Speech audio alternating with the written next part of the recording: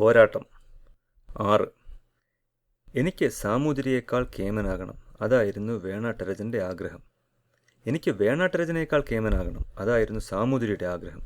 കേമനായാൽ മാത്രം പോരാ, മറ്റേ രാജാവിനേക്കാൾ കേമനാകണം, അതായിരുന്നു ഇരുവരുടെയും മോഹം. ആ മത്സരം തുടങ്ങിയിട്ട് കാലം കുറേയായി. ശക്തന്മാരാണ് രണ്ട് രാജാക്കന്മാരും. യുദ്ധത്തിനിറങ്ങാൻ കുറച്ചൊരു ഭയമുണ്ട്. വേണാട്ടരജൻ ആക്രമണത്തിന് മുതിർന്നാലോ ആ തക്കം നോക്കി പാണ്ഡിപ്പട കയറി വരും. വേണാട് പിടിച്ചടക്കാൻ പഴുതു നോക്കുകയാണ് പാണ്ഡിക്കാർ. സാമൂതിരി വേണാടിനെ ആക്രമിച്ചെന്ന് വെക്കൂ, കടലോരത്തിൽ നിന്ന് പറങ്കികളുടെ ആക്രമണം ഉണ്ടായേക്കും. അവരും അവസരം പാർത്തിരിക്കുകയാണ്.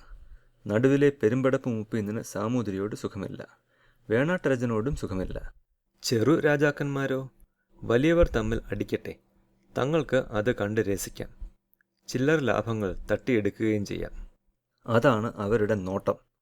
കേരളത്തിലെ രാജാക്കന്മാരെല്ലാം ഒത്തുചേർന്നിരുന്നുവെങ്കിലോ പറങ്കികളെ തുരത്താമായിരുന്നു. അവർ ഒത്തുചേർന്നില്ല. ഐകമത്യം എന്ന മഹാബലം അവർക്കുണ്ടായിരുന്നില്ല. സാമൂതിരിയെ ഒന്ന് വിഡ്ഢിയാക്കണം, അതിനു മുതിർന്നു വേണാട്ടരജൻ. ഒരു തർക്ക മത്സരം നടത്താൻ നിശ്ചയിച്ചിരിക്കുന്നു. എൻ്റെ താർക്കികന്മാർ താങ്കളുടെ താർക്കികന്മാരെ വെല്ലുവിളിക്കുന്നു. ഒന്നുകിൽ തോൽവി സമ്മതിക്കുക, അല്ലെങ്കിൽ 12 താർക്കികന്മാരെ അയക്കുക. ആ കുറിപ്പ് സാമൂതിരിക്ക് അയച്ചു വേണാട്ടരജൻ. സാമൂതിരിയുണ്ടോ വെല്ലുവിളി കേട്ട് മിണ്ടാതിരിക്കുന്നു. അദ്ദേഹം 12 കോഴിക്കോടൻ താർക്കികന്മാരെ വേണാട്ടേക്ക് അയച്ചു. ഒരു വശത്ത് വേണാട്ട് താർക്കികന്മാർ നിരന്ന് ഇരുന്നു, എതിർവശത്ത് കോഴിക്കോടൻ താർക്കികന്മാരും. പെരുമ്പടപ്പിലെ തർക്കശിരോമണിയായിരുന്നു മധ്യസ്ഥൻ. തർക്കമത്സരം ആരംഭിച്ചു. സൂര്യൻ ഏത് ദിക്കിൽ ഉദിക്കുന്നു, അതായിരുന്നു തർക്കവിഷയം. വേണാട് തെക്കാണ്, അതുകൊണ്ട് സൂര്യൻ തെക്ക് ഉദിക്കുന്നു എന്ന് സ്ഥാപിക്കണം. അതായിരുന്നു വേണാടൻ താർക്കികന്മാരുടെ ഉദ്ദേശം. സാമൂതിരിയുടെ രാജ്യം വടക്കാണ്, അതുകൊണ്ട് സൂര്യനെ വടക്ക് ഉദിപ്പിക്കണം. അതായിരുന്നു കോഴിക്കോടൻ താർക്കികന്മാരുടെ ഉദ്ദേശം. സൂര്യൻ വാസ്തവത്തിൽ കിഴക്കുദിച്ചുകൊണ്ടിരുന്നു, പടിഞ്ഞാറ് അസ്തമിച്ചുകൊണ്ടുവരുന്നു. ഇങ്ങനെ പല ഉദയങ്ങളും അസ്തമയങ്ങളും കഴിഞ്ഞു, എന്നിട്ടും തർക്കം തീർന്നില്ല. വീറോടെ വാദിക്കുകയാണ് ഇരു കക്ഷികളും. നാക്കുകൾ കൊണ്ടുള്ള പടവെട്ട് തുടർന്ന് നടന്നു. ഒരു ദിവസം തർക്കം മൂത്തു വഴക്കായി. തർക്കവീരന്മാർ പഴത്തൊലി വാരി ഏറും തുടങ്ങി. പഴത്തൊലി തീർന്നപ്പോൾ മെതിയടി കൊണ്ടായി ഏറ്. ഒരു മെതിയടി മധ്യസ്ഥനായ തർക്കശിരോമണിയുടെ കഷണ്ടി തലയിൽ കൊണ്ടു. അയാൾ അയ്യോ എന്ന് നിലവിളിച്ചു, ചാടി എഴുന്നേറ്റു. ചോര ഒലിക്കുന്ന കഷണ്ടി തല പൊത്തിപ്പിടിച്ചു. തർക്കസദസ്സ് നിർത്തിയിരിക്കുന്നു എന്ന് വിളിച്ചു പറഞ്ഞു. മെതിയടികൾ വർഷിച്ചുകൊണ്ടിരുന്നു. തർക്കശിരോമണി ജീവനും കഷണ്ടി തലയും കൊണ്ട് ഓടിപ്പോയി. തർക്കസദസ്സ് കശപിശയിൽ കലാശിച്ചു. സാമൂതിരി വിട്ടില്ല. ഒരു ശ്ലോക മത്സരം നടത്താൻ പോകുന്നു.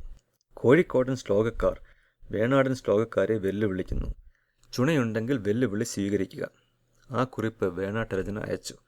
വേണാട്ടരജൻ വിടുമോ? അദ്ദേഹം 13 ശ്ലോകക്കാരെ കോഴിക്കോട്ടേക്ക് അയച്ചു. ശ്ലോക മത്സരം 1 മാസം തുടർച്ചയായി നടന്നു. തീരുന്ന ലക്ഷണമൊന്നും കണ്ടുമില്ല. ഒരു ദിവസം ഒരു കോഴിക്കോടൻ ശ്ലോകക്കാരൻ വേണാട്ടരജനെ ആക്ഷേപിക്കുന്ന ശ്ലോകം ചൊല്ലി. മറുപടിയായ ഒരു വേണാടൻ ശ്ലോകക്കാരൻ സാമൂതിരിയെ ആക്ഷേപിക്കുന്ന ശ്ലോകം ചൊല്ലി. പിന്നീട് എന്താണ് നടന്നത്? ഗംഭീരമായ ഒരു ശ്ലോക യുദ്ധം. ആദ്യം തർക്കമത്സരം കശപിശയിൽ കലാശിച്ചു. പിന്നീട് ശ്ലോകമത്സരം കുട്ടിച്ചോറായി. 2 മത്സരങ്ങൾക്കും തീരുമാനമുണ്ടായില്ല. മത്സരം ഏതായാലും വേണം, ഇനിമേൽ തർക്കം വേണ്ട, ആയുധം മതി എന്നായി സാമൂതിരി. വേണാട്ടരജന് അത് പണ്ടേ സമ്മതമായിരുന്നു. ആയുധ മത്സരം കോഴിക്കോട്ട് വെച്ച് വേണം, അതായിരുന്നു സാമൂതിരിയുടെ നിർബന്ധം. വേണാട്ടിൽ വെച്ചാകണം, അതായിരുന്നു വേണാട്ടരജൻ്റെ നിർബന്ധം. അപ്പോഴാണ് പെരുമ്പടപ്പ് മൂപ്പീന് ഇടപെട്ടത്. വേണാട്ടിലും വേണ്ട, കോഴിക്കോട്ടും വേണ്ട, പെരുമ്പടപ്പിൽ മതി, അതായിരുന്നു അദ്ദേഹത്തിൻ്റെ അഭിപ്രായം. ആയുധ മത്സരത്തിൻ്റെ ഏർപ്പാടുകളെല്ലാം താൻ ചെയ്തു കൊടുക്കാം. അത് ഏൽക്കുക കൂടി ചെയ്തു. അതിന് കാരണം ഉണ്ടായിരുന്നു. അവർ തമ്മിൽ കലഹിക്കട്ടെ, കാണാൻ പ്രത്യേകമൊരു രസം. പടയാളികളോടും പരിവാരങ്ങളോടും കൂടി വേണാട്ടരജൻ വടക്കോട്ട് യാത്രയായി. പടയാളികളോടും പരിവാരങ്ങളോടും കൂടി സാമൂതിരി തെക്കോട്ടും. ഇരുവരും തൃപ്പൂണിത്തുറയ്ക്ക് പോവുകയാണ്. അവിടെയാണ് ആയുധ മത്സരം. സാമൂതിരിയുടെ കൂടെ ഒരു ആനവണ്ടിയും ഉണ്ടായിരുന്നു. ആനവണ്ടിയിൽ അഴികളുള്ള ഒരു മരക്കൂടും. ആ മരക്കൂടിൽ അടച്ചിരുന്നത് മൃഗത്തെയല്ല, ഒരു മനുഷ്യനെ. ആരായിരുന്നു ആ മനുഷ്യൻ? ആ ഭ്രാന്തൻ. ഭ്രാന്തനെ കൂട്ടിലടയ്ക്കാൻ കാരണമുണ്ട്. യുദ്ധം പാപമാണെന്ന് അവൻ പറഞ്ഞു നടക്കുന്നു. എന്തൊരു തെമ്മാടിത്തമാണ്! ആരും യുദ്ധം ചെയ്തില്ലെങ്കിലോ? പിന്നെങ്ങനെ സാമൂതിരി പറങ്കികളെ തുരത്തും? എങ്ങനെ മറ്റു രാജ്യങ്ങൾ വെട്ടിപ്പിടിക്കും? എങ്ങനെ ചക്രവർത്തിയാകും? യുദ്ധം പാപമാണ് പോലും. ഇതെന്ത് ഭ്രാന്ത്! ആട്ടെ, ഈ ഭ്രാന്തനെ വെറുതെ വിട്ടുകൂടാ. ആളുകളുടെ മനസ്സ് മാറ്റുക. ആ കുറ്റം അവൻ്റെ മേൽ ചുമത്തി. ശിക്ഷയും നൽകി. കയ്യിൽ തുണി ചുറ്റി, എണ്ണ ഒഴിച്ചു, തീയും കൊളുത്തി. തുണി കത്തി എരിഞ്ഞു. മറ്റാരെങ്കിലും ആണെങ്കിലോ വേദനയെടുത്ത് നിലവിളിക്കും. ഭ്രാന്തൻ ഒന്നും ഞെരങ്ങി പോലുമില്ല. കെട്ടഴിച്ചു നോക്കിയപ്പോഴോ ഒരു ചെറിയ പൊള്ളൽ പോലും ഏറ്റിട്ടില്ല. മറ്റൊരു ശിക്ഷ കൂടി നൽകപ്പെട്ടു. പുഴയിൽ ഒരു ഭാഗത്ത് ധാരാളം മുതലകൾ ഉണ്ടായിരുന്നു. അവിടെ നീന്തിക്കിടക്കാൻ ഭ്രാന്തനോട് ആവശ്യപ്പെട്ടു. ഭ്രാന്തൻ ഇറങ്ങി ഒരൊറ്റ നീന്തൽ. നാലു ചുറ്റും നിന്ന് മുതലകൾ അവൻ്റെ നേർക്ക് പാഞ്ഞു ചെന്നു.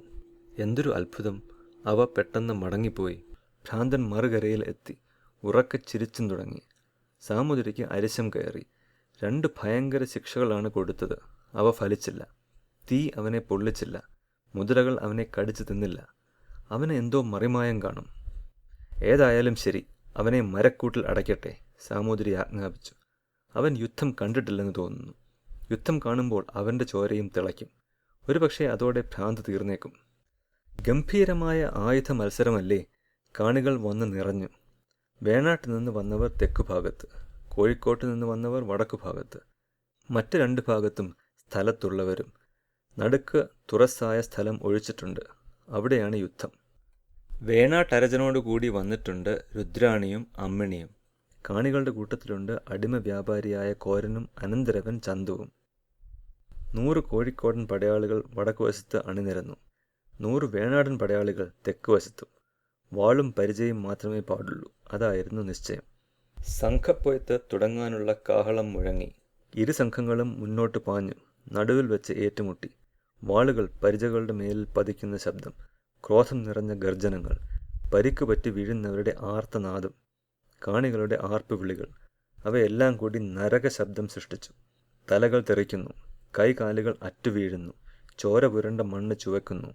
പോരാടുന്നവരുടെ എണ്ണം ക്രമേണ കുറഞ്ഞു വരുന്നു. ഒന്നൊന്നായി അവർ ചത്തു വീഴുന്നു എന്നർത്ഥം. വളരെ നേരം കഴിഞ്ഞു. യുദ്ധം തീർന്നു. തീർന്നു എന്നതിന് എന്താണ് അടയാളം? ഒരേ ഒരു പടയാളി മാത്രമേ നിൽപ്പുള്ളൂ. അയാൾ കോഴിക്കോട്ടുകാരൻ ആയിരുന്നു. സാമൂതിരിയുടെ മുഖം സന്തോഷം കൊണ്ട് വിടർന്നു. വേണാട്ടരജൻ്റെ മുഖം സന്താപം കൊണ്ട് വാടി. ജയം സാമൂതിരിക്കായില്ലേ? പക്ഷേ സാമൂതിരിക്ക് ജയം കിട്ടിയോ വാസ്തവത്തിൽ? ശേഷിച്ച ആ കോഴിക്കോടൻ പടയാളി നിന്ന നിലയ്ക്ക് വീണു മരിച്ചു. അയാളുടെ വയറ്റിൽ വെട്ടുകൊണ്ടിരുന്നു. എത്ര സന്തോഷമായെന്നോ വേണാട്ടരജന്! സാമൂതിരി ജയിച്ചിട്ടില്ല എന്ന് അദ്ദേഹം തർക്കം തുടങ്ങി. വേണാട്ടരജനും പഠിച്ചിരുന്നു തർക്കം. സാമൂതിരി എതിർ തർക്കം നടത്തി. അദ്ദേഹവും പഠിച്ചിരുന്നു തർക്കം. പെരുമ്പടപ്പ് മൂപ്പിന്നായിരുന്നു മധ്യസ്ഥൻ. അദ്ദേഹവും പഠിച്ചിരുന്നു തർക്കം. എന്തു പറഞ്ഞാലും പോരാ, തർക്കം അരച്ച് കലക്കി കുടിച്ചിരുന്നു. തർക്കശിരോമണിയെ തർക്കം പഠിപ്പിച്ചത് തന്നെ അദ്ദേഹമാണ്. ആകപ്പാടെ തർക്കം പൊടി പൊടിച്ചു നടന്നു. 4-5 നാഴിക കഴിഞ്ഞപ്പോൾ തീരുമാനത്തിനുള്ള സമയവുമെത്തി. പെരുമ്പടപ്പ് മൂപ്പിന്നിൻ്റെ തീരുമാനം ഇതായിരുന്നു: സാമൂതിരി ജയിച്ചിട്ടില്ല. സമനിലയിൽ പിരിഞ്ഞത് ഒട്ടും നന്നായില്ല. ആരും ജയിച്ചില്ലെങ്കിൽ പിന്നെ എന്തൊരു രസം! മധ്യസ്ഥൻ ഒരു വഴി നിർദ്ദേശിച്ചു. അടുത്ത ദിവസം ഒരു യുദ്ധം കൂടി നടത്തണം. ഓരോ ഭാഗത്തും 200 പേർ വീതം. പടയാളികൾക്ക് ഗദ മാത്രമേ പാടുള്ളൂ. പുതുമ കാണും. സാമൂതിരിക്ക് സമ്മതമായി. വേണാട്ടരജനും സമ്മതമായി. കാണികളുടെ ഉത്സാഹം പറയാനില്ല. നാളെ കുറെ കൂടെ വലിയ തോതിൽ യുദ്ധമുണ്ട്. അതും ഗദായുദ്ധം. നിശ്ചയിച്ച സമയത്ത് യുദ്ധം തുടങ്ങി. ഏറ്റവും ഭയങ്കരമായിരുന്നു. തലേ ദിവസം തലകൾ തെറിച്ചിരുന്നു. കൈകാലുകൾ അറ്റുവീണിരുന്നു. ഇപ്രാവശ്യം തലകൾ തെറിച്ചില്ല. കൈകാലുകൾ അറ്റുവീണില്ല. നേരെ മറിച്ച് അവ തകർന്ന് ചതഞ്ഞു പരന്നു. കോഴിക്കോടൻ പടയാളികൾ ഒന്നൊന്നായി 200 ചത്തുകഴിഞ്ഞു. വേണാടൻ പടയാളികൾ 195. 5 വേണാട്ട് പടയാളികൾ ജീവനോടെ ശേഷിച്ചില്ലേ? അതുകൊണ്ട് വിജയം വേണാട്ടരജന് കിട്ടി. പോയില്ലേ സാമൂതിരിയുടെ മാനം? അത് വീണ്ടെടുക്കണം. അതായി സാമൂതിരിയുടെ ആഗ്രഹം. നാളെ ഒരു യുദ്ധവും കൂടി വേണം. ഓരോ വശത്തും 300 പടയാളികൾ. അവരവർക്ക് ഇഷ്ടമുള്ള ആയുധങ്ങൾ. ചുണയുണ്ടെങ്കിൽ വേണാട്ടരജൻ സമ്മതിക്കട്ടെ, സാമൂതിരി വെല്ലുവിളിച്ചു. വേണാട്ടരജൻ വെല്ലുവിളി സ്വീകരിച്ചില്ലെങ്കിലോ പിറ്റേ ദിവസം യുദ്ധം നടക്കുകയില്ല. പെരുമ്പടപ്പ് മൂപ്പിയതിന് അതത്ര ഇഷ്ടമായില്ല. അദ്ദേഹം വേണാട്ടരജനെ എരികൂട്ടി. കേട്ടില്ലേ സാമൂതിരിയുടെ വെല്ലുവിളി? സ്വീകരിച്ചില്ലെങ്കിൽ ആകാശം ഇടിഞ്ഞു വീഴുകയും മറ്റുമില്ല. പക്ഷേ വേണാട്ടരജൻ ഭീരുവെന്ന് മാലോകർ കരുതുകയില്ലേ? അത് വേണാട്ടരജൻ്റെ സ്ഥിതിക്ക് ചേർന്നതാണോ? അല്ലെന്നാണ് എൻ്റെ അഭിപ്രായം. വേണാട്ടരജൻ ഇഷ്ടം പോലെ ചെയ്യാം. ആ സൂത്രം പറ്റി. വേണാട്ടരജൻ പറഞ്ഞു, എന്ത്, ഞാൻ ഭീരുവോ? ആട്ടെ, വെല്ലുവിളി സ്വീകരിച്ചിരിക്കുന്നു. പിറ്റേ ദിവസം കോഴിക്കോട്ട് 300 വേണാട്ട് 300 ഏറ്റുമുട്ടി. കുന്തം, ഗദ, വാൾ, അമ്പ്, ശൂലം അവയെല്ലാം മത്സരിച്ച് കൊല നടത്തി. സന്ധ്യ ആയിട്ടും യുദ്ധം തീർന്നില്ല. ഓരോ വശത്തും 10-20 പേർ ജീവനോടെ ശേഷിച്ചിട്ടുണ്ട്. ഒരു വെല്ലുവിളി കൂടി ഉണ്ടായി. ഇപ്രാവശ്യം വെല്ലുവിളിച്ചത് വേണാട്ടരജനായിരുന്നു. ഞാൻ ഒരു പടയാളിയെ തിരഞ്ഞെടുക്കാം. സാമൂതിരിയും ഒരു പടയാളിയെ തിരഞ്ഞെടുക്കട്ടെ. അവർ തമ്മിൽ ദ്വന്ദ്വയുദ്ധം ചെയ്യട്ടെ. ആർക്കാണ് ജയമെന്ന് നോക്കാം. എൻ്റെ പടയാളി ആരെന്ന് ഇപ്പോഴേ അറിയിച്ചേക്കാം. ഒരു ചെറിയ പെൺകുട്ടി, അമ്മിണി. വിജയം നിശ്ചയമാക്കുക, അതായിരുന്നു വേണാട്ടരജൻ്റെ ഉദ്ദേശം. അമ്മിണിയോട് കിടനിൽക്കാൻ ആളില്ല. ആരോട് പൊരുതിയാലും അമ്മിണിയെ ജയിക്കൂ. രുദ്രാണി പറഞ്ഞു കൊടുത്തതാണ് ആ സൂത്രം. സാമൂതിരി ഒന്ന് ശങ്കിച്ചു നിന്നു. എന്താ സാമൂതിരി ഒരു ശങ്ക? കോഴിക്കോട്ട് പടയാളി ഇല്ലെന്നോ? പെരുമ്പടപ്പ് മൂപ്പിന്ന് ചോദിച്ചു. സാമൂതിരി ധൈര്യം ഭാവിച്ചു. ഞാൻ വെല്ലുവിളി സ്വീകരിച്ചിരിക്കുന്നു. അമ്മിണിയെപ്പറ്റി ധാരാളം കേട്ടിട്ടുണ്ട് സാമൂതിരി. അവളെ എതിരിടാൻ ആരുണ്ട് തൻ്റെ നാട്ടിൽ? സാമൂതിരി മറ്റ് പടത്തലവന്മാരുമായി രഹസ്യമായ ആലോചന നടത്തി. നിങ്ങളിൽ ഒരാളായാൽ നന്ന്, അദ്ദേഹം പറഞ്ഞു. 3 പേരും അഭ്യാസികളാണ്. ധാരാളം പൊരുതിയിട്ടുള്ളവരാണ്. എങ്കിലും അവർക്ക് അമ്മിണിയെ ഭയമാണ്. അവളോട് ഒറ്റയ്ക്ക് പൊരുതാൻ ധൈര്യമില്ല. തിരുമേനി, അടിയന് തലവേദനയാണ്, 1-ാം പടത്തലവൻ ഒഴികഴിവ് പറഞ്ഞു. നാളെ അടിയൻ്റെ അമ്മാവൻ്റെ ശ്രാദ്ധമാണ്, 2-ാം പടത്തലവൻ ബുദ്ധിമുട്ട് അറിയിച്ചു. അടിയന് വയസ്സായിപ്പോയി, 3-ാം പടത്തലവൻ ഒഴിയാൻ ശ്രമിച്ചു. സാമൂതിരിക്ക് ദേഷ്യം വന്നു. അതൊന്നും പറഞ്ഞാൽ പറ്റുകയില്ല. ഒന്നുകിൽ നിങ്ങളിലൊരാൾ പൊരുതണം, അല്ലെങ്കിൽ തക്കതായ മറ്റൊരു പടയാളിയെ കണ്ടുപിടിക്കണം. രണ്ടിലൊന്ന് ചെയ്തില്ലെങ്കിൽ തല കാണുകയില്ല. പടത്തലവന്മാർ അറിയാതെ തലയിൽ തൊട്ടുപോയി. തല സ്ഥാനത്ത് തന്നെയുണ്ട്. നാളെയോ കഴുത്തിൽ നിന്ന് വേറിട്ടു പോകും. ജീവിതത്തിൽ കൊതി തീർന്നിട്ടില്ല. 3 പേരും തമ്പുരാനോട് വിടവാങ്ങി പുറത്തുപോയി കൂടിയാലോചന തുടങ്ങി. ഒരു വഴിയും കണ്ടുകിട്ടിയില്ല. പെട്ടെന്ന് അവരുടെ ശ്രദ്ധ ചന്തുവിൻ്റെ നേർക്ക് തിരിഞ്ഞു. അവർ അവനെ കാണികളുടെ ഇടയിൽ കണ്ടിരുന്നു. അവർക്ക് അവനെക്കുറിച്ച് നല്ലവണ്ണം അറിയാം. 3 പേരും കൂടി ചന്തുവിൻ്റെ പാർപ്പിടം കണ്ടുപിടിച്ചു. 3000 വരാഹൻ എനിക്ക് തരാമോ? എന്നാൽ ഞാൻ എൻ്റെ മരുമകനെ അയച്ചു തരാം. അതായിരുന്നു കോരൻ നിർദ്ദേശിച്ച കരാർ. 3000 വരാഹൻ, എത്ര വലിയ തുക! എങ്കിലും അതിനേക്കാൾ വിലപ്പെട്ടതാണ് തങ്ങളുടെ തലകൾ. പടത്തലവന്മാർ കരാർ സമ്മതിക്കുക തന്നെ ചെയ്തു. കോരൻ്റെ വിചാരം ഇങ്ങനെ പോയി: ചന്തു തോൽക്കുകയില്ല. ഇനി തോറ്റെന്നും ചത്തെന്നും വയ്ക്കൂ. എനിക്ക് 3000 വരാഹൻ കിട്ടിയില്ലേ? തോറ്റില്ലെങ്കിലോ അത്രയും നന്ന്. ഇനിയും അവൻ അംഗം വെട്ടി നേടുന്ന പണം തട്ടിയെടുക്കാം. പടത്തലവന്മാർ മടങ്ങിയപ്പോൾ കോരൻ പറഞ്ഞു: ചന്തു, അമ്മിണിയെ പെണ്ണെന്ന് കരുതി പുച്ഛിക്കേണ്ട, സൂക്ഷിച്ചു പൊരുതണം. ചന്തു കൂസൽ കൂടാതെ മറുപടി പറഞ്ഞു: അമ്മാവൻ ഒന്നുകൊണ്ടും പേടിക്കേണ്ട. ഞാൻ അവളെ കൊല്ലും. മാത്രമല്ല, അവളുടെ തല വെട്ടിയെടുത്ത് അമ്മാവന് കാഴ്ചവെക്കും. പോരെ? ഉച്ച തിരിഞ്ഞാണ് അംഗം. ആളുകളെല്ലാം ധൃതിയിൽ ഊണ് കഴിച്ചു. താമസിച്ചാൽ അംഗം തുടങ്ങിപ്പോകും. പിന്നെ പോയില്ലേ രസം. അവർ കാലേ കൂട്ടി അംഗസ്ഥലത്തെത്തി. അമ്മിണി ചമയങ്ങളൊക്കെ ചമഞ്ഞൊരുങ്ങി. അങ്കപ്പട്ട് ഞെറിഞ്ഞൊടുത്തു. മേൽമുണ്ട് ഇറുക്കിച്ചുറ്റി. അങ്കവാലും തൊങ്കലുമിട്ട് കച്ചമുറുക്കി. അതിനുമീതെ പൊന്നരഞ്ഞാണിട്ടു. പൊന്നിൻ തൊപ്പി തലയിൽ അണിഞ്ഞു. പൊൻകുപ്പായം ധരിച്ചു. പരദേവതയെ ധ്യാനിച്ചു. രുദ്രാണിയെ നമസ്കരിച്ചു. വാളും പരിചയും തൊഴുതെടുത്തു. ഇളമാൻ ചാടും പോലെ തുള്ളിക്കുതിച്ച് അങ്കത്തട്ടിൽ കയറി. 1000 കണ്ണുകൾ അങ്കത്തട്ടിൽ ഉറ്റുനോക്കി. അവയിൽ ഉത്സാഹം തെളിഞ്ഞിരുന്നു. 2 കണ്ണുകൾ, അവയിൽ മാത്രം പരിഭ്രമവും. ആ 2 കണ്ണുകൾ കുങ്കൻ്റേതായിരുന്നു. ഒരു ഘോരകൃത്യം നടക്കാൻ പോകുന്നു. ഏതു വിധത്തിലും തടയേണ്ടതാണ് അത്. തനിക്ക് മാത്രമേ തടയാൻ സാധിക്കൂ. പക്ഷേ താൻ മരക്കൂട്ടിലാണ്. കൂട് പൊളിക്കാൻ നിവൃത്തിയില്ല. പൊളിച്ചാൽ തന്നെ എന്തു ചെയ്യാനൊക്കും?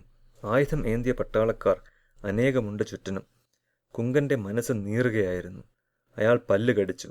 കൈകൾ ചുരുട്ടി. തമ്മിൽ ഇടിച്ചു. ക്ഷമ കെട്ട് കൂടിനുള്ളിൽ അങ്ങോട്ടും ഇങ്ങോട്ടും നടന്നു തുടങ്ങി. ഒരു മീശക്കൊമ്പൻ പട്ടാളക്കാരൻ വിളിച്ചു ചോദിച്ചു: എന്താ ഭ്രാന്ത മെരുകനെ പോലെ അങ്ങോട്ടും ഇങ്ങോട്ടും നടക്കുന്നത്? ഉച്ചഭ്രാന്തി ഇളകിയോ? നോക്ക്, അതാ അംഗം തുടങ്ങാറായി. നല്ലവണ്ണം കാണണം.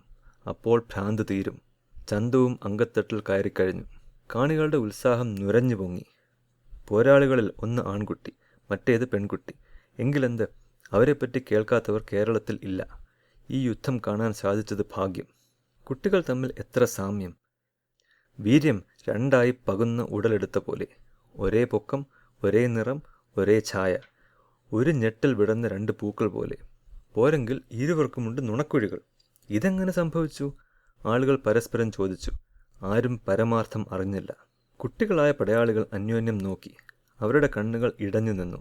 ഇരുവരും എതിരാളിയുടെ ഓരോ ചലനവും ഓരോ ഭാവവും ശ്രദ്ധിക്കുകയായിരുന്നു. പതുക്കെ പതുക്കെ അവർ അടുത്തു. ചന്തു ചുവടുവെച്ച് ഒന്ന് വെട്ടി. അമ്മിണി പരിച കൊണ്ട് തടുത്തു. ചന്തുവിൻ്റെ വെട്ടുകൾക്ക് വേഗം കൂടി. അമ്മിണി തടയുന്നതിൻ്റെയും ചന്തു ഒന്നൊന്നായി അടവുകൾ മാറ്റി. അവയൊന്നും ഫലിക്കുന്നില്ല. പെട്ടെന്ന് അമ്മിണിയുടെ രീതി മാറി. അവൾ മുന്നോട്ട് കയറി വെട്ടിത്തുടങ്ങി. അവളുടെ വെട്ടലുകൾ തടയാനായി ചന്തുവിൻ്റെ ശ്രമം. കാണികൾ മുന്നോട്ടാഞ്ഞ് ഉറ്റുനോക്കി. കുട്ടികളുടെ അഭ്യാസമുറകൾ അവരെ അത്ഭുതപ്പെടുത്തി. വാൾ പരിചയിൽ തട്ടി തീപ്പൊരി ചിതറുന്നു. സമയം കഴിഞ്ഞിട്ടും ഒരു കുട്ടിക്കും പരിക്കേൽക്കുന്നില്ല. സിംഹക്കുട്ടികളെപ്പോലെ അലറിക്കൊണ്ട് അവർ പൊരുതുകയാണ്. പെട്ടെന്ന് അമ്മിണിയുടെ കാൽ ഒന്ന് ഇടറി. ഒരു നൊടിയിടയ്ക്ക് മാത്രം. അത്രയും മതിയായിരുന്നു ചന്തുവിന്. അവൻ അമ്മിണിയുടെ ഇടത് കൈ നോക്കി വെട്ടി. ആ വെട്ടും പരിച കൊണ്ട് അമ്മിണി തടുത്തു. പക്ഷേ കുറച്ചൊന്ന് താമസിച്ചുപോയി. കരയിൽ വാൾമുന കൊണ്ടു. ചോര തെറിച്ചു. സ്വന്തം ചോരയുടെ കാഴ്ച അത് അവളെ അരിശം കൊള്ളിച്ചു. ക്രോധത്തോടെ അവൾ മുന്നോട്ട് കയറി. അവളെ തടുത്തു നിർത്തുകയായിരുന്നു ചന്തുവിൻ്റെ യത്നം. അപ്പോൾ അവൻ്റെ കാലൊന്ന് തെറ്റി. അമ്മിണി ധടുതിയിൽ കണങ്കാൽ നോക്കി വെട്ടി. ചന്തു ചുവടുവെച്ച് ഒഴിഞ്ഞു കളഞ്ഞു. എങ്കിലും കാലിൽ ചെറിയൊരു മുറിവ് പറ്റി. അവൻ്റെ വാശിയും വർദ്ധിച്ചു. ഇരുവരും വീറോടെ പൊരുതി. ആരും ജയിക്കുന്നില്ല, ആരും തോൽക്കുന്നില്ല. സമയം കഴിഞ്ഞുകൊണ്ടിരുന്നു. നിഴലുകൾ നീണ്ടു തുടങ്ങി. കുറച്ചൊരു വിശ്രമം. അതിനുശേഷം വീണ്ടും പോരു തുടങ്ങി. എതിരാളിയെ കൊന്നേ തീരൂ, ചന്തു നിശ്ചയിച്ചു. അവൻ അവസാനത്തെ അടവെടുത്തു. ചന്തു മുകളിലേക്ക് ഉയർന്നു പറന്നു വെട്ടുകയായി. ആ അടവ് അവനെ പാലോട്ട് പണിക്കർ പഠിപ്പിച്ചിരുന്നു. അധികം പേർക്കും സാധിക്കാത്ത അടവാണിത്. ഇനി വിജയം നിശ്ചയമാണ്. അമ്മിണിയുടെ കഥ ഇപ്പോൾ തീരും. അങ്ങനെ കാണികൾക്ക് തോന്നി. അമ്മിണി വീഴാനായി അവർ കാത്തിരുന്നു. അപ്പോഴുണ്ട് അതാ അവളും പറന്നു വെട്ടുന്നു. ആ വിദ്യ രുദ്രാണിയും അവളെ പഠിപ്പിച്ചിരുന്നു. പരാക്രമികളായ 2 കുട്ടികൾ പറന്നു വെട്ടുക. ആ കാഴ്ച ആദ്യമായിട്ടാണ് കാണപ്പെട്ടത്. കാണികൾ ആർത്തു വിളിച്ചു. ആ യുദ്ധത്തിന് ഫലം ഉണ്ടായില്ല. കുട്ടികളുടെ മിടുക്ക് തുല്യമായിരുന്നു. സന്ധ്യ ആകാറായി. ഇനിയും യുദ്ധം നടത്താൻ നിവൃത്തിയില്ല. എന്ന് വെച്ച് ഇനി യുദ്ധം വേണ്ടെന്ന് വെക്കാനോ? അത് പാടില്ല. പെരുമ്പടപ്പ് മൂപ്പിന് ഒരു വഴി നിർദ്ദേശിച്ചു. നാളെ യുദ്ധം രാവിലെ തുടങ്ങണം. ഉറുമി കൊണ്ട് വേണം താനും. അപ്പോൾ ഒരു തീരുമാനം ഉണ്ടാകാതിരിക്കില്ല. ഏറ്റവും അപകടമുള്ള ആയുധമാണ് ഉറുമി. പോരെങ്കിൽ രാവിലെ മുതൽ സന്ധ്യ വരെ സമയവുമുണ്ട്. രണ്ടും കൂടി ആയാലോ? ഒരു കുട്ടിയെങ്കിലും ചാവാതിരിക്കുകയില്ല. 2 പേർ ചത്താലും തനിക്ക് നഷ്ടമില്ല. കാണികൾക്ക് രാത്രി വേണ്ട പോലെ ഉറക്കം വന്നില്ല. രാവിലത്തെ യുദ്ധം കണ്ടേ തീരൂ. അതിരാവിലെ ഉണരണം, അല്ലെങ്കിൽ താമസിച്ചു പോകും.